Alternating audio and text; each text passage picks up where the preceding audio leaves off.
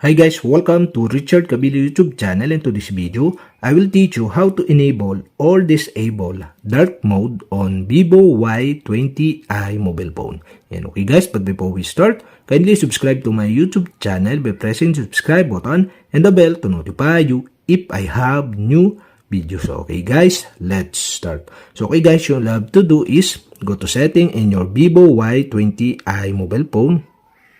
In settings, okay, go to display and brightness.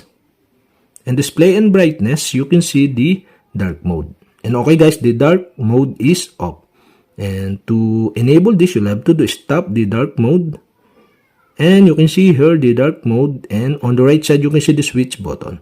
And okay guys, to enable the dark mode, you'll have to do is switch on the switch button on the right side.